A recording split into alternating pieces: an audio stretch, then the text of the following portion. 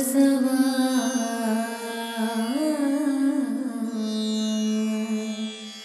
ಬಸವಾ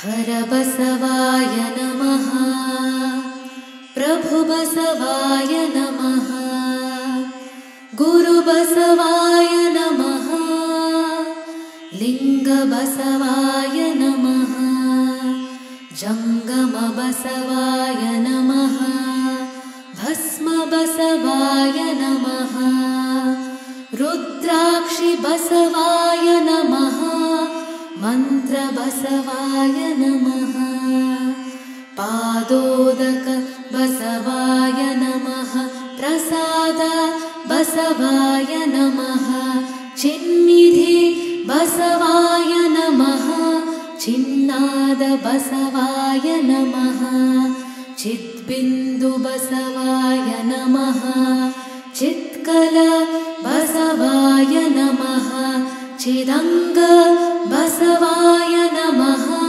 ನಿಷ್ಪ್ರಪಂಚ ಬಸವಾಯ ನಮಃ ನಿರಂಜನ ಬಸವಾಯ ನಮಃ ನಿರ್ಗುಣ ಬಸವಾಯ ನಮಃ ನಿತ್ಯತೃಪ್ತ ಬಸವಾಯ ನಮಃ ಅಕಾರ ಬಸವಾಯ ನಮಃ ಉಕಾರ ಬಸವಾಯ ನಮಃ ಮಕಾರ ಬಸವಾಯ ನಮಃ ನಕಾರ ಬಸವಾಯ ನಮಃ ಮಕಾರ ಬಸವಾಯ ನಮಃ ಶಿಕಾರ ಬಸವಾಯ ನಮಃ ವಕಾರ ಬಸವಾಯ ನಮಃ ಯಕಾರ ಬಸವಾಯ ನಮಃ ಓಂಕಾರ ಬಸವಾಯ ನಮಃ ಹ್ರೀಂಕಾರ ಬಸವಾಯ ನಮಃ ಸಂಗಮೇಶ್ವರ ಬಸವಾಯ ನಮಃ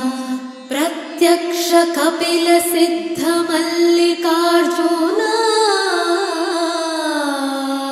ಬಸವಾಯ ನಮೋ ನಮಃ.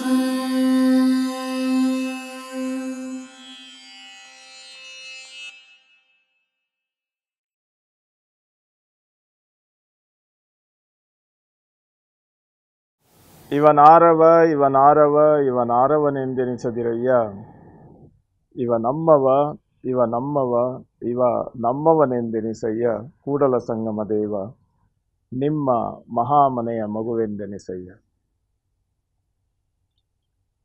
ಬಸವ ಸಮಿತಿಯ ಆನ್ಲೈನ್ ಕಾರ್ಯಕ್ರಮದ ಸರಣಿಯ ಅಭಿಮಾನಿ ವೀಕ್ಷಕ ಬಂಧುಗಳಿಗೆ ಶರಣು ಶರಣಾರ್ಥಿ. ನವೆಂಬರ್ ತಿಂಗಳಲ್ಲಿ ಕನ್ನಡದ ಮಾಸ, ಕನ್ನಡದ ತಿಂಗಳು ಅಂತ ಹೇಳಿ 69ನೇ ಕನ್ನಡ ರಾಜ್ಯೋತ್ಸವದ ಅಂಗವಾಗಿ ನಾವು ಕನ್ನಡ ಪರ ಕಾರ್ಯಕ್ರಮಗಳನ್ನೇ ಬೆಂಗಳೂರು ಬಸವ ಸಮಿತಿಯಿಂದ ನಾವು ರೂಪಿಸುವ ಪ್ರಯತ್ನ ಮಾಡಿದ್ವು. ಮೊದಲನೇದಾಗಿ ಕನ್ನಡ ಬಸವಾದಿ ಶರಣರು ಅಂತ ಅನ್ನುವಂಥ ಪರಿಚಯಾತ್ಮಕ ಕಾರ್ಯಕ್ರಮ ಮಾಡಿದ್ವಿ. ಎರಡನೇದಾಗಿ ಕನ್ನಡದ ಅಣ್ಣ ಬಸವಣ್ಣ ಅಂತ ಅನ್ನುವಂಥ ಒಂದು ಅದ್ಭುತವಾದಂಥ ಚಿಂತನೆಯನ್ನು ನಮ್ಮ ಬಸವ ಸಮಿತಿಯ ಕಾರ್ಯಕ್ರಮದಲ್ಲಿ ಮೂಡಿ ಬಂದದ್ದು ತಾವೆಲ್ಲ ನೋಡಿದ್ದೀರಿ. ಕಳೆದ ವಾರ ವಿಶ್ವಕ್ಕೆ ಕನ್ನಡ ವಚನ ಸಾಹಿತ್ಯದ ಕೊಡುಗೆ ಅಂತನ್ನುವಂಥ ವಿಚಾರದ ಒಂದು ಉಪನ್ಯಾಸದ ಮರುಪ್ರಸಾದವನ್ನು ನೀವು ನೋಡಿದ್ರಿ. ಇದು ನವೆಂಬರ್ ಕಳೆದು ನಂತರದ ಡಿಸೆಂಬರ್ ಮಾಸದ 2ನೇ ದಿನಾಂಕ ಇದು. ಆದರೆ ಈ ಕನ್ನಡದ ಅಸ್ಮಿತೆಗಾಗಿ, ಕನ್ನಡದ ವ್ಯವಸ್ಥೆಗಾಗಿ ದಣಿವರಿಯದ ಸಾಧನೆಯನ್ನು ಮಾಡಿದ ಮಹಿಳೆಯರ ಬಗ್ಗೆ ಒಂದು ಮಾತಾಡಬೇಕು ಅಂತ ಅಂದ್ಬಿಟ್ಟು ನಮ್ಮ ಮನಸ್ಸಿಗೆ ಬಂತು. ಹೀಗಾಗಿ ಕನ್ನಡ ರಾಜ್ಯೋತ್ಸವದ ಕಾರ್ಯಕ್ರಮಗಳ ಸಮಾರೋಪವಾಗಿ ಡಿಸೆಂಬರ್ 2ನೇ ತಾರೀಕಿನ ಕಾರ್ಯಕ್ರಮದಲ್ಲಿ ಅದನ್ನು ಮೂಡಿಸೋಣ ಅಂತ ಹೇಳಿ ನಮ್ಮ ಬಸವ ಸಮಿತಿಯ ಹಿರಿಯರ ಸೂಚನೆಯ ಮೇರೆಗೆ ಈ ದಿನ ಕನ್ನಡ ನಾಡಿನ ಪರಂಪರೆಯಲ್ಲಿ ಮಹಿಳೆಯರ ಮರೆಯಲಾಗದ ಸಾಧನೆಗಳು ಅಂತನ್ನುವಂಥ ವಿಚಾರವನ್ನು ಇವತ್ತು ಪ್ರಸ್ತುತಪಡಿಸುವ ಪ್ರಯತ್ನ ಮಾಡ್ತೇನೆ. ನೋಡಿ, ವೇದಕಾಲೀನ ಪರಂಪರೆಯಲ್ಲಿ ಉಪನಿಷತ್ತುಗಳ ವ್ಯವಸ್ಥೆಯಲ್ಲಿ ಬ್ರಹ್ಮವಾದಿನಿಯರಾಗಿರ್ತಕ್ಕಂಥ ಅನೇಕ ಆಧ್ಯಾತ್ಮ ಜೀವಿಗಳ ಮಹಿಳೆಯರ ಪರಿಚಯ ಅಲ್ಲಿ ಬರ್ತದೆ. ಅದರಲ್ಲೂ ಬೃಹದಾರಣ್ಯಕ ಉಪನಿಷತ್ನಲ್ಲಿ ಮೈತ್ರೇಯಿ, ಗಾರ್ಗಿ ಮೊದಲಾದ ಬ್ರಹ್ಮವಾದಿನಿಯರು ಯಾಜ್ಞವಲ್ಕರ ಜೊತೆಯಲ್ಲಿ ಸಂವಾದ ನಡೆಸುವಂಥ ವ್ಯವಸ್ಥೆಗಳು ಅದರಲ್ಲಿ ದಾಖಲಾಗಿವೆ. ಆದರೆ ಮುಂದಿನ ಪರಂಪರೆಯ ನೆಲೆಯಲ್ಲಿ ಬರ್ತಾ ಬರ್ತಾ ಸ್ತ್ರೀ ಸಂಕುಲವನ್ನೇ ಒಂದು ರೀತಿಯಲ್ಲಿ ಮರೆತಂತಹ ಒಂದು ಸನ್ನಿವೇಶಗಳು ಸೃಷ್ಟಿಯಾದವು. ಇಂಥ ಪರಂಪರೆಯಲ್ಲಿ ಮತ್ತೆ ಮಹಿಳೆಯರ ಸಾಧನೆ ಮತ್ತು ಸಂಪನ್ನತೆಗೆ ಬೆಳಕು ಬಂದದ್ದು 12ನೇ ಶತಮಾನದ ಶರಣ ಪರಂಪರೆಯ ಸಾಧನೆ ಅಂತ ಹೇಳಿ ನಾನು ಹೇಳ್ತೇನೆ. ಹೌದು,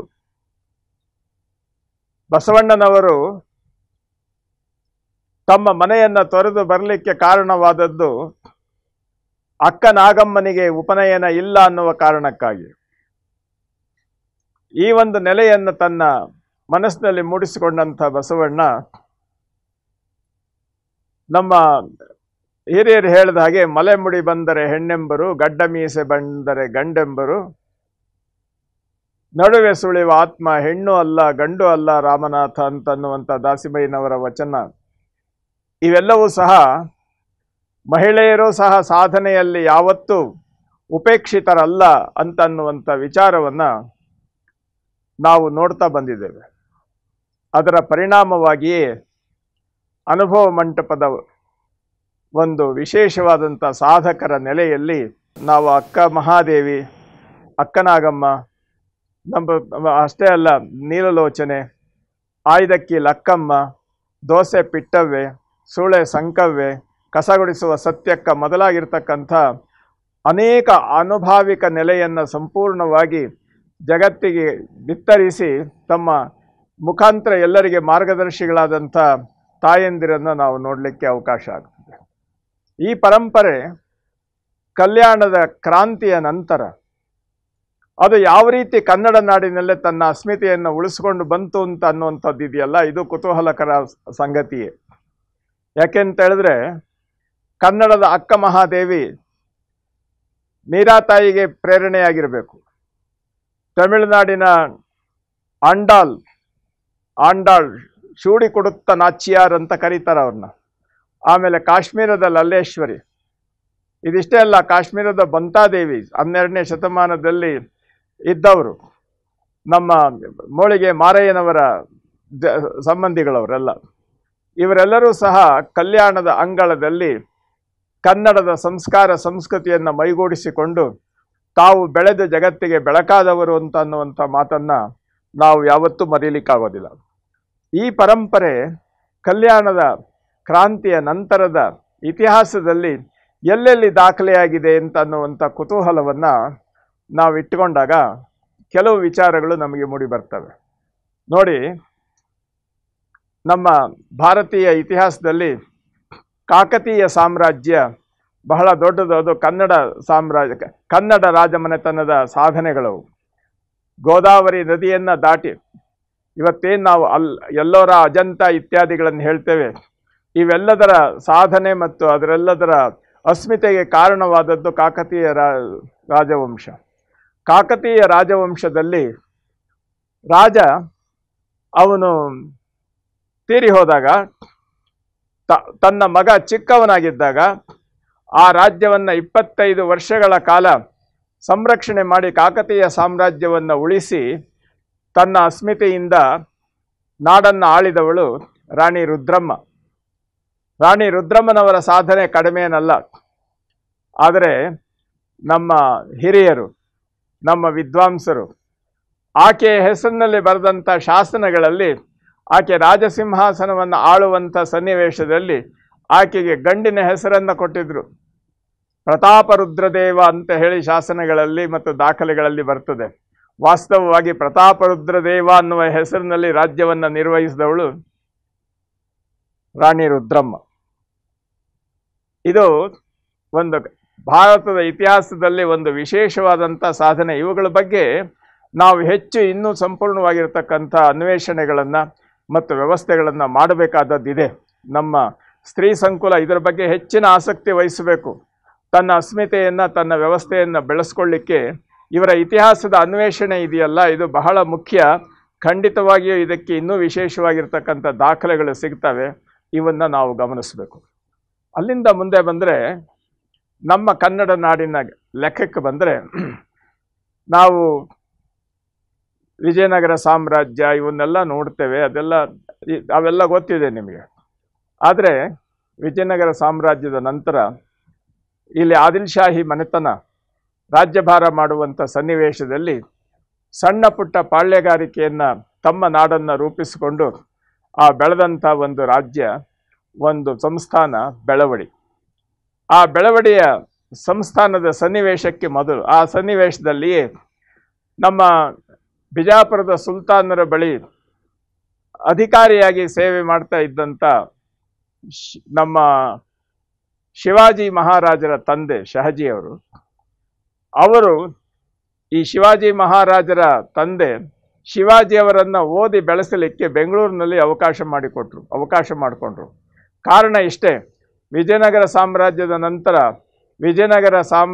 ನಂತರ ಇದೇ ಒಂದು ಈ ಆದಿಲ್ ಶಾಹಿ ಮನೆತನದ ಆಡಳಿತಕ್ಕೆ ಸಿಕ್ಕಂಥ ಈ ಬೆಂಗಳೂರು ಸುತ್ತಮುತ್ತಲ ಜಾಗವನ್ನು ಮುಸಲ್ಮಾನರು ಅದನ್ನು ಕಂಟ್ರೋಲ್ ಮಾಡೋದಕ್ಕಾಗದೆ ಅದನ್ನು ಶಿವಾಜಿ ಮಹಾರಾಜನ ತಂದೆಗೆ ಆ ಜವಾಬ್ದಾರಿಯನ್ನು ಕೊಟ್ಟಿದ್ದರು.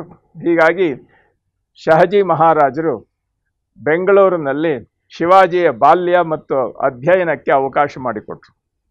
ಅದರ ಪರಿಣಾಮ ನಾವು ಗಂಗಾಧರೇಶ್ವರನ ಗುಡಿ ಹತ್ರ ಇರತಕ್ಕಂಥ ಒಂದು ಗೋಸಾಯಿ ಮಠ, ಅಲ್ಲಿದ್ದಂಥ ದಾದಾಜಿ ಕೊಂಡದೇವ ಅನ್ನುವಂಥ ಗುರುಗಳ ಬಳಿ ವಿದ್ಯಾಭ್ಯಾಸಕ್ಕೆ ಅವಕಾಶ ಮಾಡಿಕೊಟ್ರು. ವಾಸ್ತವವಾಗಿ ಬೆಂಗಳೂರಿನಲ್ಲಿ ಇನ್ನೂ ಕೆಲವು ದಾಖಲೆಗಳು ಸಿಗ್ತವೆ. ನಮ್ಮ ಮಲ್ಲೇಶ್ವರಂನ ಕಾಡು ಮಲ್ಲೇಶ್ವರ ದೇವಸ್ಥಾನದಲ್ಲಿ ಶಿವಾಜಿಯ ವಂಶಸ್ಥರು ಕೊಟ್ಟಂಥ ದಾನದ ಶಾಸನಗಳು ಇತ್ಯಾದಿಗಳು ಸಿಗ್ತವೆ. ಅಷ್ಟೇ ಅಲ್ಲ, ಶಿವಾಜಿಯ ತಂದೆಯೂ ಸಹ ಅವನ ಕನ್ನಡ ನಾಡಿನಲ್ಲಿಯೇ ತಾನು ತನ್ನ ಅಂತ್ಯವನ್ನು ಕಂಡ ಅಂತ ಅನ್ನುವಂಥ ಲೆಕ್ಕಾಚಾರದಲ್ಲಿ ಅವರ ಸ್ಮಾರಕಗಳು ಸಹ ನಮ್ಮ ಕರ್ನಾಟಕದಲ್ಲಿ ಚಿತ್ರದುರ್ಗ ಜಿಲ್ಲೆಯಲ್ಲಿ ಇರೋದನ್ನು ನಾವು ನೋಡ್ತೇವೆ.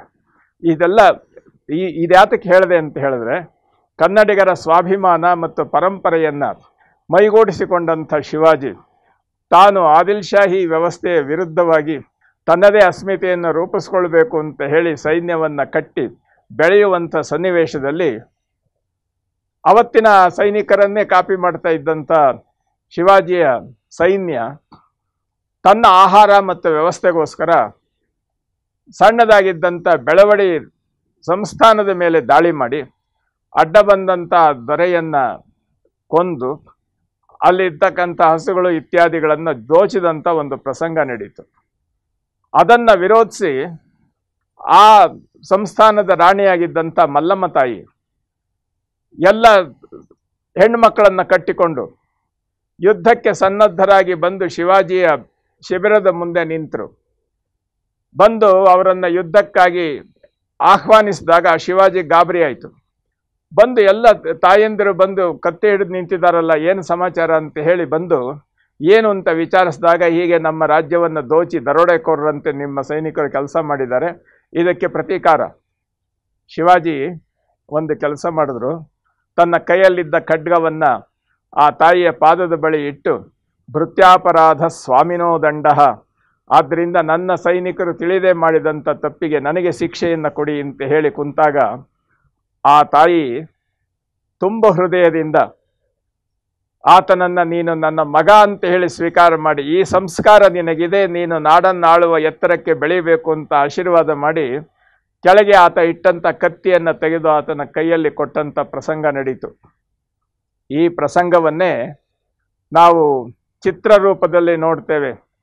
ಸಾಕ್ಷಾತ್ ಅಂಬಾ ಭವಾನಿ ಶಿವಾಜಿಗೆ ಖಡ್ಗವನ್ನು ಎತ್ತಿಕೊಟ್ಟಳು ಅನ್ನುವಂಥ ಫೋಟೋಗಳಿವೆ ಬೇಕಾದಷ್ಟು. ಇದರ ಹಿನ್ನೆಲೆಯಲ್ಲಿರ್ತಕ್ಕಂಥದ್ದು ಈ ವಾಸ್ತವವಾದಂಥ ಸಂಗತಿ. ಹೀಗೆ ಬೆಳವಡಿ ಮಲ್ಲಮ್ಮ ತನ್ನ ಸಾಧನೆಯಿಂದ ಶಿವಾಜಿಯ ಬೆಳವಣಿಗೆಗೆ ಬೇಕಾದಂಥ ಆಶೀರ್ವಾದ ಮತ್ತು ಪ್ರೇರಣೆಯನ್ನು ನೀಡಿದಂಥ ಮಹಾತಾಯಿ. ಆಕೆ ಕನ್ನಡಿಗಳು. ಇದು ಹಾಗೆ ಮುಂದಕ್ಕೆ ಬಂದರೆ, ನಾವು ಕೆಳದಿ ಸಾಮ್ರಾಜ್ಯದ ಬಗ್ಗೆ ನೀವು ಸಾಕಷ್ಟು ಕೇಳಿದ್ದೀರಿ. ಕೆಳದಿಯ ರಾಜಮನೆತನ, ಕೆಳದಿಯ ನೃಪವಿಜಯ ಇತ್ಯಾದಿ ಕಾವ್ಯಗಳನ್ನೆಲ್ಲ ನೀವು ನೋಡಿದ್ದೀರಿ.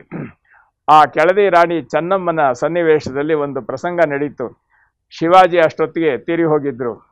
ಔರಂಗಜೇಬ ಶಿವಾಜಿಯ ಮಕ್ಕಳನ್ನು ಒಬ್ಬನನ್ನು ಚಿತ್ರಹಿಂಸೆ ಮಾಡಿ ಕೊಂದಿದ್ದ, ಇನ್ನೊಬ್ಬನನ್ನು ಸಂಪೂರ್ಣವಾಗಿ ನಾಶ ಮಾಡಬೇಕು ಅಂತ ಹೇಳಿ ಅವನನ್ನು ಬೆನ್ನತ್ತಿದ ಬೇತಾಳನಂತೆ ಕಾಡ್ತಾ ಬಂದಂಥ ಸನ್ನಿವೇಶದಲ್ಲಿ ಅಲ್ಲಿನ ಸುತ್ತಮುತ್ತ ಇದ್ದಂಥ ಯಾವುದೇ ರಾಜರು ಔರಂಗಜೇಬನಿಗೆ ಹೆದರಿ ಆತನಿಗೆ ಆಶ್ರಯ ಕೊಡಲಿಕ್ಕೆ, ರಕ್ಷಣೆ ಕೊಡಲಿಕ್ಕೆ ಯಾರೂ ಮುಂದಾಗಲಿಲ್ಲ. ಆ ಸನ್ನಿವೇಶದಲ್ಲಿ ಅವನು ಕೆಳದಿ ಕಡೆ ಬಂದಾಗ ಕೆಳದಿ ರಾಣಿ ಚೆನ್ನಮ್ಮ ಆತನಿಗೆ ಆಶ್ರಯ ಕೊಟ್ಟಳು. ಅಷ್ಟೇ ಅಲ್ಲ, ನೀನು ದಕ್ಷಿಣದ ಕಡೆಗೆ ಹೋಗು ಅಂತ ಹೇಳಿ ಅವನಿಗೆ ರಕ್ಷಣೆ ಕೊಟ್ಟು ಕಳಿಸ್ಕೊಟ್ಲು. ಅದು ಮೊಘಲ್ ಸಾಮ್ರಾಜ್ಯದ ದೊರೆ ಔರಂಗಜೇಬನಿಗೆ ತುಂಬ ಕೋಪ ಮತ್ತು ದ್ವೇಷ ಬರಲಿಕ್ಕೆ ಕಾರಣ ಆಯಿತು. ಅವನು ಕೆಳದಿ ರಾಜ್ಯದ ಮೇಲೆ ದಾಳಿ ಮಾಡ್ದ. ನೇರವಾಗಿ ಕೆಳದಿ ರಾಣಿ ಚೆನ್ನಮ್ಮ ಆ ದಾಳಿಯನ್ನು ಎದುರಿಸಿ ಬರೀ ಮೈದಾನದಲ್ಲಿ ಯುದ್ಧ ಮಾಡಿ ಅಭ್ಯಾಸ ಇದ್ದಂಥ ಮೊಘಲ್ ಸೈನಿಕರಿಗೆ ಆ ಬೆಟ್ಟಗಾಡುಗಳ ಪರಿಚಯವಿಲ್ಲದೆ ಇರತಕ್ಕಂಥ ನೆಲೆಯಲ್ಲಿ ಅವರಿಗೆ ಸಂಪೂರ್ಣವಾಗಿ ಸೋಲಿನ ಕಜ್ಜಾಯವನ್ನು ತಿನ್ನಿಸಿ, ಮೊಘಲರ ಇತಿಹಾಸದಲ್ಲಿ ಔರಂಗಜೇಬ ಕೊನೆಯ ಬಾರಿ ಸೋತದ್ದು ರಾಣಿ ಚೆನ್ನಮ್ಮನ ಹತ್ರ, ಕೆಳದಿ ರಾಣಿ ಚೆನ್ನಮ್ಮನ ಹತ್ರ. ಚೆನ್ನಮ್ಮ ರಾಣಿ ಕನ್ನಡದ ಸ್ವಾಭಿಮಾನದ, ಧೈರ್ಯ, ಸಾಹಸದ ಪ್ರತೀಕ ಅಲ್ವೇ? ನೋಡಿ, ಅಲ್ಲಿಂದ ಹಾಗೆ ಮುಂದಕ್ಕೆ ಬಂದರೆ ನೀವು ರಾಣಿ ಅಬ್ಬಕ್ಕನನ್ನು ನೋಡ್ತೀರಿ. ರಾಣಿ ಅಬ್ಬಕ್ಕ, ಉಲ್ಲಾಳದ ರಾಣಿ ಅಬ್ಬಕ್ಕ, ಆಕೆ ಸಾಮಾನ್ಯ ಅಲ್ಲ. ಆಕೆ ಅವತ್ತಿನ ಕಾಲದ ಈ ಫ್ರೆಂಚ್ ಸೈನ್ಯ ಏನಿತ್ತಲ್ಲ, ಅವತ್ತು ನೌಕಾ ಸೈನ್ಯ ಫ್ರೆಂಚರದು ಬಹಳ ಬಹಳ ಬಹಳ ದೊಡ್ಡದು ಅಂತ ಅನ್ನೋಂಥ ರೀತಿಯಿಂದ ಎಲ್ಲರ ಮೇಲೆ ಪ್ರಭಾವ ಬೀರ್ತಾ ಇದ್ದಂಥ ಒಂದು ಅಪ್ರತಿಮವಾದಂಥ ಸೈನ್ಯ. ಅವರು ಈ ಭಾಗವನ್ನು ಸ್ವಾಧೀನಪಡಿಸ್ಕೊಳ್ಬೇಕು ಅಂತ ಹೇಳಿ ಬಂದು ದಾಳಿ ಮಾಡಿದಂಥ ಸನ್ನಿವೇಶದಲ್ಲಿ ರಾಣಿ ಅಬ್ಬಕ್ಕ, ಉಲ್ಲಾಳದ ರಾಣಿ ಅಬ್ಬಕ್ಕ ಅದನ್ನು ಧೈರ್ಯವಾಗಿ ಎದುರಿಸಿದ್ಲು. ನೋಡಿದ್ಲು ಆಕೆ ಅವರ ಹಡಗುಗಳು ಇವೆಲ್ಲ ಬಹಳ ದೊಡ್ಡವು, ಏನು ಮಾಡಬೇಕು ಅಂತ ಹೇಳಿ ತನ್ನ ಬುದ್ಧಿಶಕ್ತಿಯನ್ನು ಪ್ರಯೋಗಿಸಿ ತನ್ನಲ್ಲಿದ್ದಂಥ ಬೆಸ್ತರನ್ನೆಲ್ಲ ಸೇರಿಸಿ ಅವರ ಮೀನು ಹಿಡಿಯುವಂಥ ದೋಣಿಗಳಲ್ಲಿ ಈ ಎಣ್ಣೆ, ವಸ್ತ್ರಗಳು ಮತ್ತು ಪಂಜು ಇತ್ಯಾದಿಗಳನ್ನೆಲ್ಲ ಇಟ್ಟುಕೊಂಡು ರಾತ್ರಿ ದಾಳಿ ಮಾಡಿ ಆ ಹಡಗುಗಳಿಗೆಲ್ಲ ಬೆಂಕಿ ಹಚ್ಚಿ ಸೋಲಿಸಿ ಓಡಿಸಿದ್ಲು. ಇದು ಪ್ರಪಂಚದ ಇತಿಹಾಸದಲ್ಲಿ ಒಬ್ಬ ಸಾಮಾನ್ಯವಾಗಿರ್ತಕ್ಕಂಥ ಒಬ್ಬ ರಾಣಿ ಒಂದು ವಿಶ್ವದಲ್ಲೇ ಪ್ರಸಿದ್ಧಿಯಾಗಿರ್ತಕ್ಕಂಥ ನೌಕಾಪಡೆಯನ್ನು ಸೋಲಿಸಿದಂಥ ಒಂದು ಪ್ರಸಂಗ, ಎಲ್ಲರ ಮೂಗು ಮೇಲೆ ಬೆರಳಿಟ್ಕೊಂಡು ನೋಡುವಂಥ ಒಂದು ಪ್ರಸಂಗ ಆಯಿತು. ಇಂಥ ವೀರ ವನಿತೆ, ಕನ್ನಡ ನಾಡಿನ ಹೆಣ್ಣು, ನಮ್ಮ ಉಲ್ಲಾಳದ ಅಬ್ಬಕ್ಕ ರಾಣಿ. ಇದೆಲ್ಲ ಇತಿಹಾಸದಲ್ಲಿ ದಾಖಲೆ ಇರತಕ್ಕಂಥದ್ದು. ಅಲ್ಲಿಂದ ಇದೇ ರೀತಿ ತಮ್ಮ ಮಸಾಲೆ ಪದಾರ್ಥಗಳಿಗಾಗಿ ದಾಳಿ ಮಾಡುವಂಥ ಒಂದು ಪ್ರಸಂಗ ಬಂದಾಗ ಗೇರುಸೊಪ್ಪೆಯ ರಾಣಿ ಚೆನ್ನಭೈರಾದೇವಿಯನ್ನು ನಾವು ನೆನೆಸ್ಕೊಳ್ಬೇಕಾಗ್ತದೆ. ಇವತ್ತು ಜೋಗದ ಗೇರುಸೊಪ್ಪೆಯಲ್ಲಿರ್ತಕ್ಕಂಥ ಆಕೆಯ ಸಮಾಧಿಯನ್ನು ದೇವಿಯ ದೇವಸ್ಥಾನ ಅಂತ ಹೇಳಿ ಜನ ಪೂಜೆ ಮಾಡ್ತಾರೆ. ಚೆನ್ನಭೈರಾದೇವಿ, ಆ ತಾಯಿ ಅವರನ್ನು ಸಂಪೂರ್ಣವಾಗಿ ಹಿಮ್ಮೆಟ್ಟಿಸಿ ಅವರು ಸಂಧಾನಕ್ಕೆ ಬರುವಂತೆ ಮಾಡಿ ವ್ಯವಹಾರ ಮಾಡಿದ್ದು ದಾಖಲೆಯಲ್ಲಿದೆ. ಆಕೆಯನ್ನು ಪೋರ್ಚುಗೀಸರ ದಾಖಲೆಗಳಲ್ಲಿ ಕಾಳು ಮೆಣಸಿನ ರಾಣಿ ಅಂತ ಹೇಳಿ ಕರೆಯೋದನ್ನು ನಾವು ನೋಡ್ತೇವೆ. ನೋಡಿ, ಎಂಥ ಅದ್ಭುತವಾಗಿರುವಂಥ ಒಂದು ಸಾಧನೆಗಳಲ್ವ ಇವೆಲ್ಲ, ಕನ್ನಡದ ಹೆಣ್ಣು ಮಕ್ಕಳ ಸಾಧನೆ. ಇದನ್ನು ವಿಶೇಷವಾಗಿ ನೀವು ಗಮನಿಸಬೇಕು. ಇದಿಷ್ಟೇ ಅಲ್ಲ, ಅಲ್ಲಿಂದ ಮುಂದಕ್ಕೆ ಹಾಗೆ ಬಂದರೆ ಮೊಟ್ಟ ಮೊದಲ ಸ್ವಾತಂತ್ರ್ಯ ಹೋರಾಟ 1887 ಅಂತ ಅಂದ್ಬಿಟ್ಟು ಹೇಳ್ತೀವಲ್ಲ, ಸಿಪಾಯಿ ದಂಗೆ ಅಂತ ಬ್ರಿಟಿಷ್ನವ್ರು ಗುರುತಿಸಿದ್ರು. ಆದರೆ ಸ್ವಾತಂತ್ರ್ಯಕ್ಕಾಗಿ ಮೊದಲ ಹೋರಾಟ ಸಂಗ್ರಾಮ ಅದು. ಅದಕ್ಕೆ ಪ್ರೇರಣೆಯಾಗಿ ನಿಂತಿದ್ದು ಯಾರು ಅಂತ ಹೇಳಿದ್ರೆ ಕಿತ್ತೂರು ರಾಣಿ ಚೆನ್ನಮ್ಮ. ಕಿತ್ತೂರು ರಾಣಿ ಚೆನ್ನಮ್ಮ ಬ್ರಿಟಿಷರ ಒಂದು ದೌರ್ಜನ್ಯವನ್ನು ಎದುರಿಸಿ ಅವರ ವಿರುದ್ಧ ಹೋರಾಟ ಮಾಡಿ ಆ ಹೋರಾಟದ ನೆಲೆಯಲ್ಲಿ ಅವರಿಗೆ ಸೋಲಿನ ಕಜ್ಜಾಯವನ್ನು ತಿನ್ನಿಸಿ ನಮ್ಮವರ ಕಪಟ ಮತ್ತು ಕುತಂತ್ರಕ್ಕೆ ಬಲಿಯಾಗಿ ಆಕೆ ಸರಿಯಾದಳು. ಆದರೂ ಸಹ ಆಕೆಯ ಸಂಕಲ್ಪ ಸಂಗೊಳ್ಳಿ ರಾಯಣ್ಣನ ಮುಖಾಂತರ ಅದು ಹಾಗೆ ಮುಂದುವರಿಯಿತು, ಬೇರೆಯವರಿಗೆ ಪ್ರೇರಕವಾಯಿತು. ಬ್ರಿಟಿಷರ ವಿರುದ್ಧ ಹೋರಾಡಬೇಕು ಅನ್ನುವಂಥ ಛಲ, ಬಲ ಮತ್ತು ಮುನ್ನೆಲೆಯನ್ನು ಕಲ್ಪಿಸಿಕೊಟ್ಟದ್ದು ಕಿತ್ತೂರು ರಾಣಿ ಚೆನ್ನಮ್ಮ. ಅದರ ಪರಿಣಾಮವಾಗಿಯೇ 1857ರಲ್ಲಿ ನಡೆದಂತಹ ಮೊಟ್ಟ ಮೊದಲ ಸ್ವಾತಂತ್ರ್ಯದ ಹೋರಾಟ, ಸಿಪಾಯಿ ದಂಗೆ ಅಂತ ಏನು ಬ್ರಿಟಿಷ್ನರು ಏನು ಗಮನಿಸಿದ್ರು, ಅದು ನಡೆಯಲಿಕ್ಕೆ ಕಾರಣವಾದದ್ದು. ಇದು ಕನ್ನಡದ ಹೆಣ್ಣು ಮಗಳ ಸಾಹಸ. ಇದು ಬರೀ ಸಾಹಸ, ಸಮಸ್ಯೆ ಇದನ್ನೇ ಹೇಳ್ತಾ ಇದ್ದೀರಲ್ಲ, ಇದ್ರ ಮುಂದೆ ಗತಿ. ಹಾಗಾದರೆ ಬೇರೆ ಬೇರೆ ಭಾಷೆಗಳಲ್ಲಿ, ಬೇರೆ ವ್ಯವಸ್ಥೆಗಳಲ್ಲಿ ಇಲ್ವಾ ಅಂದರೆ ಹೌದು, ಇದ್ದಾರೆ. ವಾಸ್ತವವಾಗಿ ನಾವು ಕನ್ನಡದ ಇತಿಹಾಸವನ್ನು, ಸಾಹಿತ್ಯ ಚರಿತ್ರೆಯನ್ನು ನೋಡ್ತಾ ಬಂದರೆ, ಆದಿಕವಿ ಪಂಪ ತನ್ನ ಆದಿಪುರಾಣವನ್ನು ರಚನೆ ಮಾಡಿ ಕನ್ನಡ ಸಾಹಿತ್ಯಕ್ಕೆ ಒಂದು ಮೆರಗಿನ ಕವಚವನ್ನು ತೊಡಸಿದಾಗ ಅದೇನಾಯಿತು ಮುಂದೆ? ಅದು ಇಷ್ಟು ಪ್ರಚಾರವಾಗಲಿಕ್ಕೆ ಕಾರಣ ಯಾರು ಅಂತ ಹೇಳಿದ್ರೆ ತಾಯಿ ಅತ್ತಿಮಬ್ಬೆ. ಆ ತಾಯಿ ಏನು ಮಾಡಿದ್ಲು ನೋಡಿ, ಇವತ್ತಿನ ಕಾಲದಲ್ಲಿ 1000 ಪುಸ್ತಕ ಪ್ರಿಂಟ್ ಮಾಡಿಸಿದ್ರೆ ನಾವು ಗ್ರಂಥದಾನಿಗಳು ಅಂತ ಹಾಕ್ಕೊಳ್ತೇವೆ.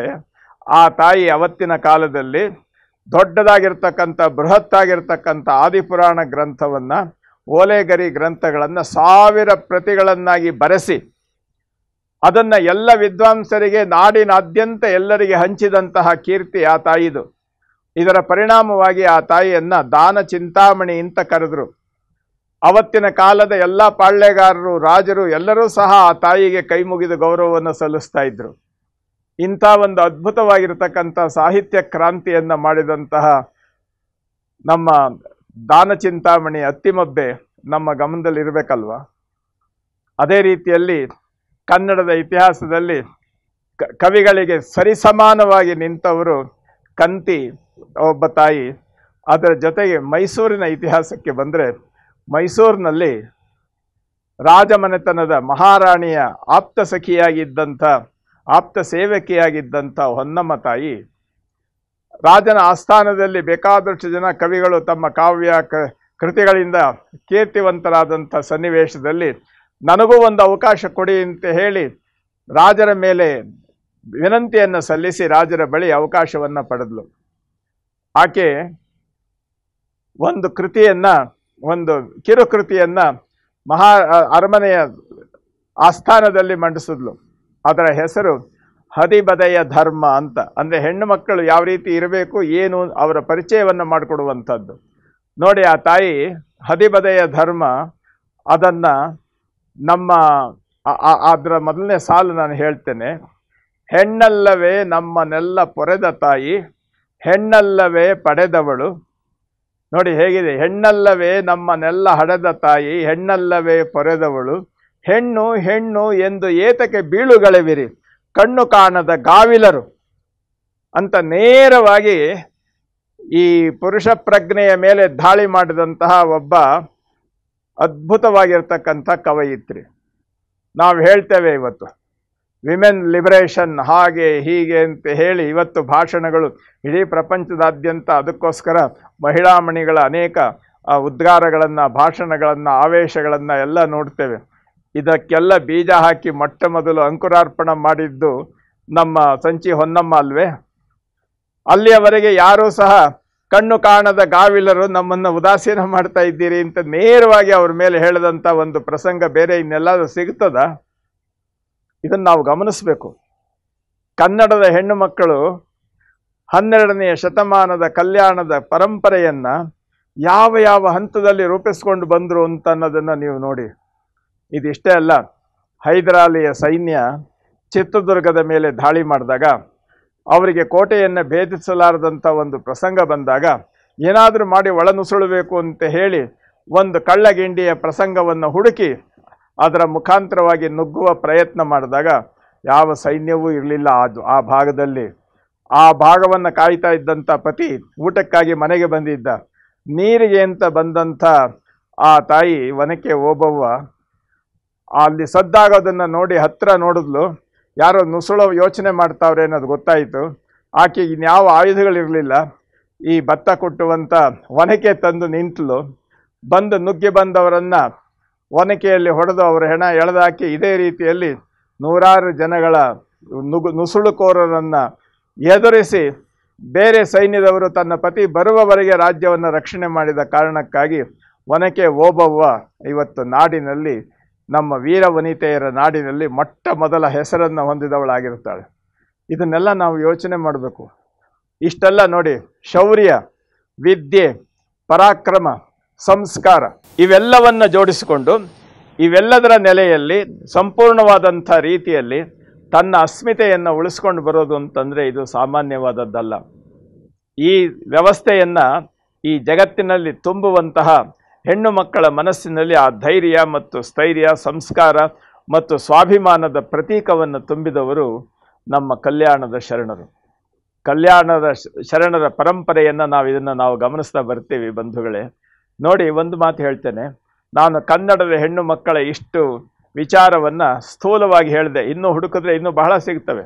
ಆದರೆ ನಮ್ಮ ಕಾಶ್ಮೀರದಿಂದ ಹಿಡಿದು ಇನ್ನು ಬೇರೆ ಪ್ರಾಂತ್ಯದಲ್ಲಿ ಯಾರಾದರೂ ಆ ರೀತಿ ತನ್ನ ಸ್ವಾಭಿಮಾನ, ಸ್ವಾತಂತ್ರ್ಯಕ್ಕಾಗಿ ಹೋರಾಟ ಮಾಡಿದವರ ಸಂಖ್ಯೆ ಎಷ್ಟು?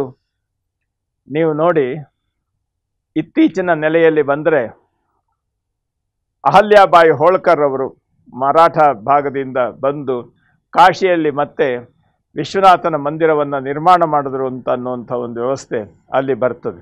ಅಂದರೆ ಮೊಘಲರ ಅಂತ್ಯದ ಕೊನೆಯ ಸನ್ನಿವೇಶದಲ್ಲಿ ಬ್ರಿಟಿಷರ ಆಡಳಿತ ಇನ್ನು ಪ್ರವೇಶ ಮಾಡುವ ಮೊದಲು ಅಹಲ್ಯಾಬಾಯಿ ಹೋಳ್ಕರ್ ಅವರು ನಮ್ಮ ನಾಡಿನ ಈ ಅಸ್ಮಿತೆ, ಸಂಸ್ಕಾರವನ್ನು ಉಳಿಸಲಿಕ್ಕೆ ಪ್ರಯತ್ನ ಮಾಡಿದವರು. ಅದು ಬಿಟ್ಟರೆ ಝಾನ್ಸಿ ರಾಣಿ ಲಕ್ಷ್ಮೀಬಾಯಿ, ಇವೆರಡು ಹೆಸರು ನಮ್ಮ ಕಣ್ಣಿಗೆ ಬರ್ತದೆ. ಇನ್ನು ಬಾಕಿ ಎಷ್ಟು ಜನ ಕನ್ನಡೇತರರು ಇದ್ದಾರೆ ಅನ್ನೋದನ್ನು ಸ್ವಲ್ಪ ಹುಡುಕಿ ನೋಡಿ. ನನಗೆ ಗೊತ್ತಿರುವ ಹಾಗೆ ಅವರಿಬ್ಬರು, ನಾನು ಹೇಳಿದ್ದು ಎಷ್ಟು ಅಂತ ನೀವೇ ಸಂಖ್ಯೆಯನ್ನು ಯೋಚನೆ ಮಾಡ್ಕೊಳ್ಳಿ. ಕನ್ನಡದ ತಾಯಂದಿರು ಅವರು ಸಂಸ್ಕಾರವಂತರಾಗಿ ಎಲ್ಲದರಲ್ಲಿಯೂ ಪರಿಪೂರ್ಣತೆಯನ್ನು ಹೊಂದಿ ತನ್ನ ಅಸ್ಮಿತೆಯನ್ನು ಉಳಿಸ್ಕೊಂಡು ಹೋಗ್ತಕ್ಕಂಥ ವಿಧಾನ ಇದೆಯಲ್ಲ, ಇದು ಸಾಮಾನ್ಯವಾಗಿರ್ತಕ್ಕಂಥ ನೆಲೆ ಅಲ್ಲ. ನೋಡಿ, ಆಧ್ಯಾತ್ಮದ ನೆಲೆಯಲ್ಲಿ ನೇರವಾಗಿ ತನ್ನ ಸಾಧನೆ ಮತ್ತು ಸಂಪನ್ನತೆಯಲ್ಲಿ ಯೋಚನೆ ಮಾಡಿ ತನ್ನ ಸಾಧನೆಯಲ್ಲಿ ಪರಿಪೂರ್ಣತೆಯನ್ನು ಹೊಂದಿ ಆ ನೆಲೆಯಲ್ಲಿ ಎಲ್ಲ ಪರೀಕ್ಷೆಗಳಿಗೂ ಒಳಗಾಗಿ ಪ್ರಭುದೇವರ ಒಂದು ನಿಕಷ ಪರೀಕ್ಷೆ ಇದೆಯಲ್ಲ, ತೀಕ್ಷ್ಣವಾದಂಥ ಪರೀಕ್ಷೆಯನ್ನು ಗೆದ್ದು ನಿಂತವಳು ನಮ್ಮ ತಾಯಿ ಅಕ್ಕ ಮಹಾದೇವಿ. ಅದನ್ನು ಹೇಳಿದ್ರು ಚನ್ನಬಸವಣ್ಣವರು. ಈ ಮಾತನ್ನು ನೀವು ಗಮನಿಸಿ. ಆದ್ಯರ 20 ವಚನಕ್ಕೆ ಈ ವಚನ ನೋಡಿ, ಅಲ್ಲಿ ಆ ವಾಸ್ತವತೆಯನ್ನು ನೀವು ಗಮನಿಸಿ. ಆದ್ಯರ ವಚನ, ಅದಕ್ಕೆ ಅಜಗಣ್ಣನವರ ಮತ್ತು ಈ ಶರಣರ ವಿಚಾರಗಳನ್ನು ನೀವು ತೆಗೆದುಕೊಳ್ಳಿ. ಪ್ರಭುದೇವರ 10 ವಚನ, ಪ್ರಭುದೇವರ 10 ವಚನಕ್ಕೆ 5 ವಚನ, ಅಜಗಣ್ಣನವರ 5 ವಚನ, ಅಜಗಣ್ಣನವರ 5 ವಚನಕ್ಕೆ ಮಹಾದೇವಿ ಅಕ್ಕಗಳ 1 ವಚನ ನಿರ್ವಚನ. ಈ ಮಾತನ್ನು ಆ ವಚನದಲ್ಲಿ ಚನ್ನಬಸವಣ್ಣವರು ಹೇಳ್ತಾರಲ್ಲ, ಇದರ ಹಿನ್ನೆಲೆಯನ್ನು ನೀವು ಗಮನಿಸಿ. ಆದ್ಯರ 60 ವಚನಕ್ಕೆ ಬಸವಣ್ಣನವರ 20 ವಚನ, ಬಸವಣ್ಣನವರ 20 ವಚನಕ್ಕೆ ಪ್ರಭುದೇವರ 10 ವಚನ, ಪ್ರಭುದೇವರ 10 ವಚನಕ್ಕೆ ಅಜಗಣ್ಣನವರ 5 ವಚನ, ಅಜಗಣ್ಣನ 5 ವಚನಕ್ಕೆ ಮಹಾದೇವಿ ಅಕ್ಕಗಳ 1 ವಚನ ನಿರ್ವಚನ ಅಂತ ಹೇಳಿ ಚನ್ನಬಸವಣ್ಣವರು ಹೇಳ್ತಾರೆ. ಆಮೇಲೆ ಅಷ್ಟೇ ಅಲ್ಲ, ಆ ಹಿರಿತನ ಮಹಾದೇವಿ ಅಕ್ಕಂಗಾಯಿತು ಅಂತ ಹೇಳಿ ತಮ್ಮ ವಚನದಲ್ಲಿ ಹೇಳ್ತಾರೆ. ಇಷ್ಟೆಲ್ಲ ಸಾಧನೆಗೆ ಅಲ್ಲಿ ಯಾವುದೇ ವಿಧವಾಗಿರ್ತಕ್ಕಂಥ ಪಕ್ಷಪಾತವಿಲ್ಲದೆ, ಉದಾಸೀನ ಉಪೇಕ್ಷೆ ಇಲ್ಲದೆ ಪರಿಪೂರ್ಣವಾದಂಥ ನೆಲೆಯಲ್ಲಿ ಇದನ್ನು ಸಾಧನೆ ಮಾಡುವಂಥ ವಿಧಾನ ಇದೆಯಲ್ಲ, ಇದು 12ನೇ ಶತಮಾನದ ಶರಣ ಪರಂಪರೆ ನಮ್ಮ ಕನ್ನಡದ ನಾಡಿಗೆ ಕೊಟ್ಟಂಥ ಒಂದು ವಿಚಾರ. ವಿಶ್ವಕ್ಕೆ ನಾವು ಕನ್ನಡ ಮುಖಾಂತರವಾಗಿ ಜಗತ್ತಿಗೆ ಸಿಕ್ಕಂಥ ಅಧ್ಯಾತ್ಮದ ಒಂದು ಮಹಾ ಮುಕುಟ ಮಣಿಯಾಗಿರ್ತಕ್ಕಂಥ ವಚನ ವಾಂಗ್ಮಯವನ್ನು ಇವತ್ತಿನ ದಿವಸ ಬಸವ ಸಮಿತಿ ಇಡೀ ಪ್ರಪಂಚಕ್ಕೆ ತಲುಪಿಸುವಂತಹ ಕೆಲಸ ಮಾಡ್ತಾ ಇದೆ. ಇಡೀ ಭಾರತದ ಪ್ರತಿಯೊಂದು ಭಾಷೆಯಲ್ಲಿಯೂ ಸಹ ಇವತ್ತು ವಚನ ವಾಂಗ್ಮಯ ಅವರೆಲ್ಲರ ಮನದ ಬೆಳಕಾಗಿ ಮೂಡ್ತಾ ಇರೋದನ್ನು ನಾವು ನೋಡ್ತಾ ಇದ್ದೇವೆ. ಅದೇ ರೀತಿಯಲ್ಲಿ ವಿಶ್ವಾದ್ಯಂತ ಎಲ್ಲರೂ ಸಹ ಬಸವ ಪ್ರಜ್ಞೆಯ ಕಡೆಗೆ ಆಕರ್ಷಿತರಾಗಿರೋದನ್ನು ನಾವು ನೋಡ್ತಾ ಇದ್ದೇವೆ. ಇದೆಲ್ಲಕ್ಕೆ ಕಾರಣವಾಗಿರ್ತಕ್ಕಂಥ ಆ ಕನ್ನಡದ ಹೃದಯದ ಒಂದು ಮಿಡಿತವಾಗಿ, ಆಧ್ಯಾತ್ಮ ಸಾಧನೆಯ ಪರಿಪೂರ್ಣತೆಯಾಗಿ, ಲೋಕ ವಿರೋಧಿ ಶರಣ ಯಾರಿಗೂ ಅಂಜುವನಲ್ಲ ಅಂತನ್ನುವಂಥ ಸ್ವಾಭಿಮಾನದ ನೆಲೆಯನ್ನು ಇಟ್ಟುಕೊಂಡು ಆನೆಯ ಮೇಲೆ ಓಹನ ಶ್ವಾನ ಕಚ್ಚಬಲ್ಲುದೆ ಅಂತನ್ನುವಂಥ ಧೈರ್ಯ ಮತ್ತು ಧೀಮಂತಿಕೆಯನ್ನು ಹೊಂದಿ ಇಡೀ ಜಗತ್ತಿಗೆ ಬೆಳಕಾಗಿರ್ತಕ್ಕಂಥ ಶರಣ ಸಾಹಿತ್ಯದ ಪರಂಪರೆಯನ್ನು ವಿಶ್ವಕ್ಕೆ ಹಂಚಬೇಕಾದಂಥ ಒಂದು ಪ್ರಸಂಗ ಏನಾಗ್ತಾ ಇದೆ ಗೊತ್ತಾ? ಈಗ ಕನ್ನಡ ಭಾಷೆ ವಿಶ್ವದ ಎಲ್ಲ ಸಂಸ್ಕಾರಗಳಿಗೆ ಮಾರ್ಗದರ್ಶಿ ಅಂತನ್ನುವಂಥ ನೆಲೆಗೆ ತಲುಪುವಂಥ ಒಂದು ವಿಚಾರ ಆಗ್ತಾ ಇದೆ. ಕನ್ನಡ ನಾಡು ಬಸವಾದಿ ಶರಣರು ರೂಪಿಸಿಕೊಟ್ಟಂಥ ಒಂದು ವಿಚಾರ, ಇದರ ಜೊತೆಗೆ ಕನ್ನಡದ ಅಣ್ಣ ಬಸವಣ್ಣ ಇವನ್ನೆಲ್ಲ ತೋರಿಸಿಕೊಟ್ಟಂತಹ ಒಂದು ಆಧ್ಯಾತ್ಮ ವ್ಯವಸ್ಥೆ, ಅವರ ಪ್ರೋತ್ಸಾಹ, ಅವರ ವ್ಯವಸ್ಥೆ. ಅವರು ಎಲ್ಲರಿಗೂ ಹೇಳಿದ್ರು ಈ ಮಾತನ್ನು, ಅಳಿಗೊಂಡಿಹರೆಂದು ಅಂಜುವಿರೇತಕ್ಕೆ, ನಾಸ್ತಿಕವಾಡುವಿರೆಂದು ನಾಚುವಿರೇತಕ್ಕೆ. ಬನ್ನಿ ಕೂಡಲ ಸಂಗಮ ದೇವ ನಿನ್ನ ಮುಂದೆ ದಂದಣವೆನ್ನಿ ದತ್ತಣವೆನ್ನಿ ಅಂತ ಅನ್ನುವಂಥ ಮಾತುಗಳನ್ನ ಹೇಳಿದ್ರು. ನಿನಗೇನು ಬರದೇ ಇದ್ದು ಶ್ರದ್ಧಾ ಮಾಡಪ್ಪ, ಗಂಟಲಿನಿಂದ ಧ್ವನಿ ಬರಲಿ ಹೊರಗೆ ಅಂತ ಹೇಳಿದ್ರು.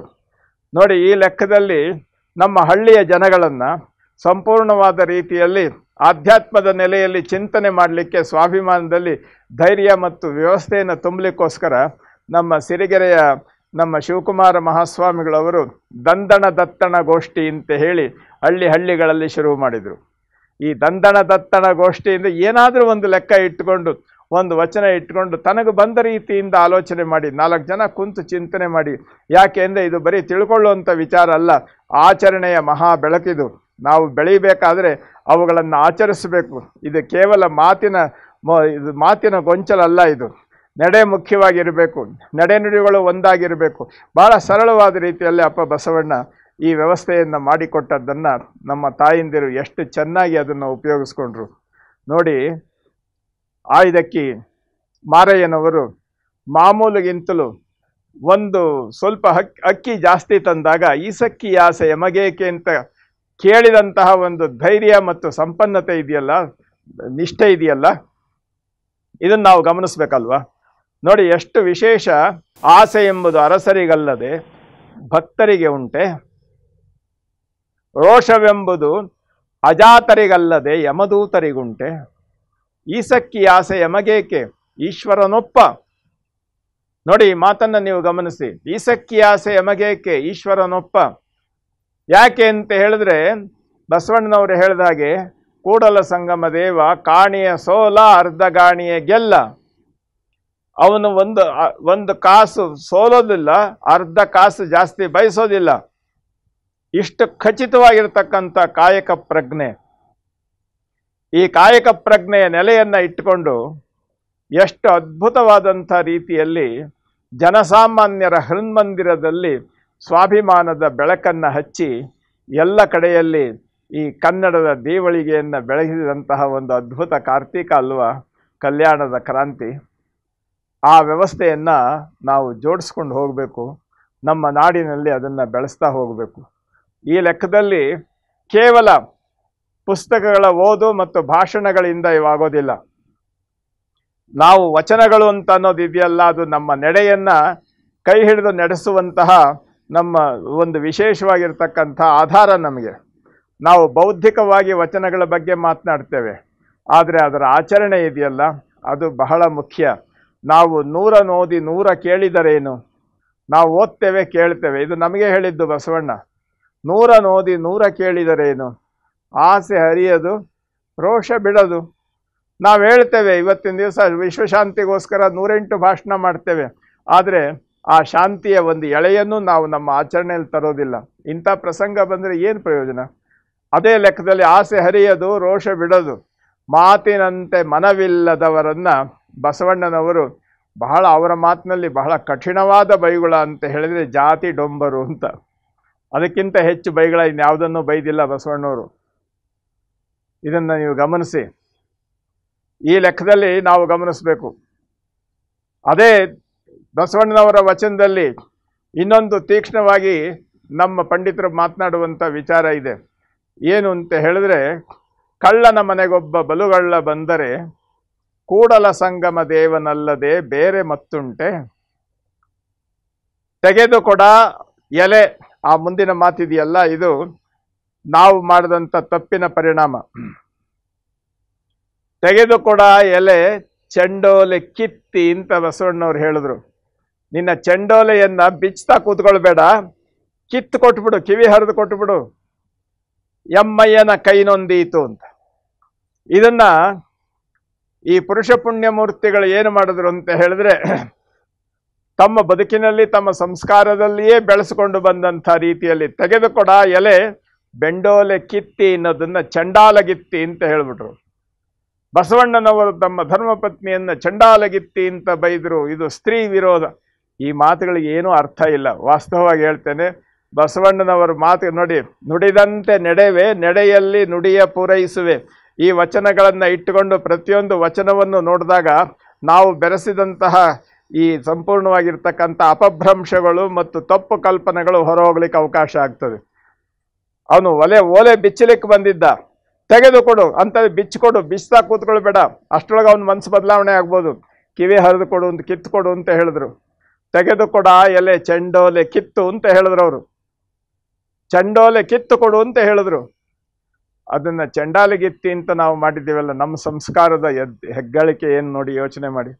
ಇಂಥ ತಪ್ಪು ಕಲ್ಪನೆಗಳ ವ್ಯವಸ್ಥೆಯನ್ನು ಪಕ್ಕಕ್ಕಿಟ್ಟು ನಡೆನುಡಿಗಳು ಒಂದಾಗಿರ್ತಕ್ಕಂಥ ಆಚರಣೆಯಲ್ಲಿ ತಮ್ಮ ಬದುಕಿನಲ್ಲಿ ಸಾಧನೆ ಮಾಡಿ ಜಗತ್ತಿಗೆ ಬೆಳಕಾಗಿರ್ತಕ್ಕಂಥ ತಾಯಂದಿರನ್ನು ನಾವು ಗಮನಿಸಿದ್ರೆ, ಕಲ್ಯಾಣದ ಅಂಗಳದಲ್ಲಿ ಅರಳಿದಂತಹ ಈ ಅಮೃತ ಕುಸುಮಗಳು ನಮ್ಮ ತಾಯಂದಿರು ನಾಡಿನಾದ್ಯಂತ ತಮ್ಮ ಅಸ್ಮಿತೆಯನ್ನು ಉಳಿಸಿಕೊಂಡು ಸಂಚಿ ಹೊನ್ನಮ್ಮನವರೆಗೆ, ಅಲ್ಲಿಂದ ಮುಂದೆಯೂ ಸಹ ಈ ಸಾಧನೆ ಸಂಪನ್ನತೆಯಲ್ಲಿ ತಮ್ಮ ಅಸ್ಮಿತೆಯನ್ನು ಉಳಿಸಿಕೊಂಡು ಬರ್ತಕ್ಕಂಥ ಒಂದು ವ್ಯವಸ್ಥೆ ಇದೆಯಲ್ಲ, ಇದು ನಮ್ಮ ಕನ್ನಡ ನಾಡಿನ ಎಲ್ಲ ಕನ್ನಡಿಗರಿಗೆ ಪ್ರೇರಣಾ ಶಕ್ತಿ ಅಲ್ಲವೇ? ಇದನ್ನು ನಾವು ಗಮನಿಸಬೇಕು. ಕನ್ನಡದ ಈ ನಮ್ಮ ರಾಜ್ಯೋತ್ಸವದ ಈ ವಿಶೇಷತೆಯಲ್ಲಿ ಕನ್ನಡ ರಾಜ್ಯೋತ್ಸವದ 69ನೇ ನವೆಂಬರ್ ಮಾಸದ ತಿಂಗಳ ಪ್ರವಚನಗಳಲ್ಲಿ ತಾಯಂದಿರ ಬಗ್ಗೆ ಒಂದು ಸೇರಿಸಬೇಕು ಅಂತ ಅನ್ನುವಂಥ ಒಂದು ಮಾತು ಮನಸ್ಸಿನಲ್ಲಿ ಬಂದಿದ್ದರಿಂದ ಅದನ್ನು ಈ ದಿವಸ ಮಾಡಿ ಈ 69ನೇ ರಾಜ್ಯೋತ್ಸವವನ್ನು ನಾವಿಲ್ಲಿ ರಾಜ್ಯೋತ್ಸವದ ಉಪನ್ಯಾಸಗಳನ್ನು ಇಲ್ಲಿ ಮುಗಿಸುವಂಥ ಪ್ರಯತ್ನ ನಾವು ಮಾಡ್ತಾ ಇದ್ದೇವೆ.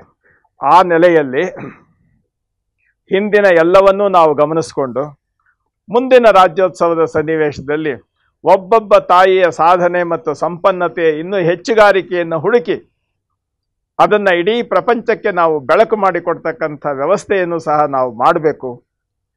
ಇಲ್ಲಿ ಹೆಣ್ಣು ಗಂಡು ಅಂತ ಅನ್ನುವಂಥ ಭಾವ ಇಲ್ಲ, ಉಪನಿಷತ್ತುಗಳಲ್ಲಿ ಇರಲಿಲ್ಲ, ನಂತರ ಮೂಡಿ ಬಂತು. ಅದನ್ನು ಶಂಕರಾಚಾರ್ಯರು ವಿರೋಧಿಸ್ತಾರೆ. ಶಿವಶಕ್ತ್ಯಾಯುಕ್ತ ಯದಿ ಭವತಿ ಶಕ್ತಃ ಪ್ರಭವಿತುಂ ನಚೇದೇವಂ ದೇವೋ ನಖಲು ಕುಶಲ ಸ್ಪಂದಿತುಮಪಿ ಅಂತ. ನಿರಾಕಾರನಾಗಿರ್ತಕ್ಕಂಥ ಪರಮಾತ್ಮ ಸಾಕಾರಗೊಂಡದ್ದೇ ಕ್ರಿಯಾಶಕ್ತಿಯ ಪರಿಣಾಮವಾಗಿ, ತಾಯಿಯ ಪರಿಣಾಮದಿಂದಲೇ. ಆ ತಾಯಿ ಪ್ರಯತ್ನ ಮಾಡದೇ ಇದ್ದರೆ ಭಗವಂತ ಯಾರ ಕೈಗೂ ಸಿಗ್ತಾ ಇರಲಿಲ್ಲ, ನಿರಾಕಾರನಾಗೇ ಹೊರಟೋತಿದ್ದ ಅಂತ ಹೇಳಿ ಭಾಳ ಸೂಕ್ಷ್ಮವಾಗಿ ಅವರು ಸೌಂದರ್ಯ ಲಹರಿಯಲ್ಲಿ ಹೇಳ್ತಾರೆ. ಇಷ್ಟೆಲ್ಲ ಏನೇ ಇರಲಿ, ನಾವು ನಮ್ಮ ಅಸ್ಮಿತೆಯನ್ನು ಒಂದಾಗಿ ರೂಪಿಸ್ಕೊಂಡು ಹೋಗಬೇಕಾದಂಥ ಜವಾಬ್ದಾರಿ ನಮ್ಮದು ಬಹಳ ಮುಖ್ಯ. ಇಲ್ಲಿ ಹೆಣ್ಣು ಗಂಡು ಅಂತ ಅನ್ನುವಂಥ ದ್ವಂದ್ವ ಅಲ್ಲ, ಬಲಗಣ್ಣು ಎಡಗಣ್ಣು ಅಂತ ಅನ್ನುವಂಥ ಭೇದ, ಕಣ್ಣುಗಳೆರಡಾದರೂ ದೃಷ್ಟಿ ಒಂದೇ.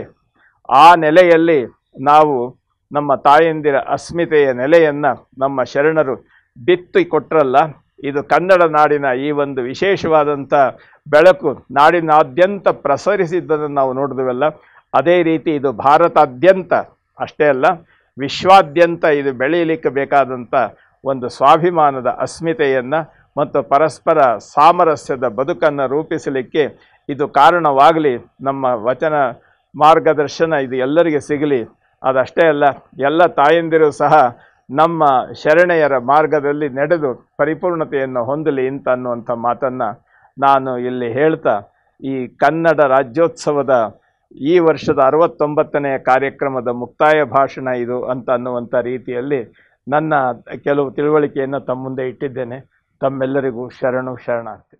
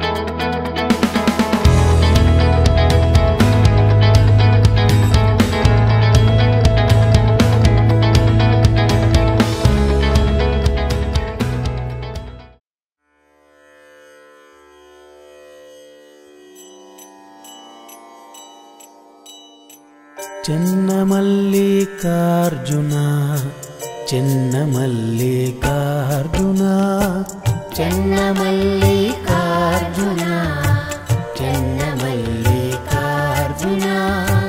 ಚನ್ನಮಲ್ಲಿಕಾರ್ಜುನ ಚನ್ನಮಲ್ಲಿಕಾರ್ಜುನ ಚನ್ನಮಲ್ಲಿಕಾರ್ಜುನ ಚನ್ನಮಲ್ಲಿಕಾರ್ಜುನ ಅರ್ಥ ಸನ್ಯಾಸಿಯಾದಡೇನಯ್ಯ ಆವಂಗದಿಂದ ಬಂದಡು ಕೊಳದಿರಬೇಕು ಅರ್ಥ ಸನ್ಯಾಸಿಯಾದಡೇನಯ್ಯ ಆವಂಗದಿಂದ ಬಂದಡು ಕೊಳ್ಳದಿರಬೇಕು ರುಚಿ ಸನ್ಯಾಸಿಯಾದಡೇನಯ್ಯ ಜಿಹ್ವೆಯ ಕೊನೆಯಲ್ಲಿ ಮಧುರವನರಿಯದಿರಬೇಕು ರುಚಿ ಸನ್ಯಾಸಿಯಾದಡೇನಯ್ಯ ಜಿಹ್ವೆಯ ಕೊನೆಯಲ್ಲಿ ಮಧುರವನರಿಯದಿರಬೇಕು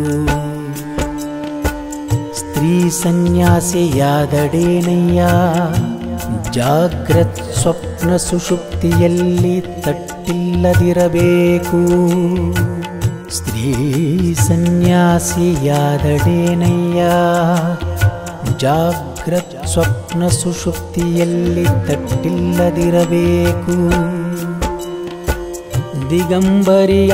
ದಿಗಂಬರಿಯಾದಡೇನಯ್ಯ ಮನ ಬತ್ತಲೇ ಇರಬೇಕು ದಿಗಂಬರಿಯಾದಡೇನಯ್ಯ ಮನ ಬತ್ತಲೇ ಇರಬೇಕು ಇಂತಿ ಚತುರ್ವಿಧದ ಹೊಲ ಬರಿಯದೆ ಇಂತಿ ಚತುರ್ವಿಧದ ಹೊಲ ಬರಿಯದೆ ವೃಥಾ ಕೆಟ್ಟರು ವೃಥಾ ಕೆಟ್ಟರು ವೃಥಾ ಕೆಟ್ಟರು ಕಾಣ ಕಾಣ ಕಾಣ ಚನ್ನಮಲ್ಲಿಕಾರ್ಜುನ ಚನ್ನಮಲ್ಲಿಕಾರ್ಜುನ ಚನ್ನಮಲ್ಲಿಕಾರ್ಜುನ ಚನ್ನಮಲ್ಲಿಕಾರ್ಜುನ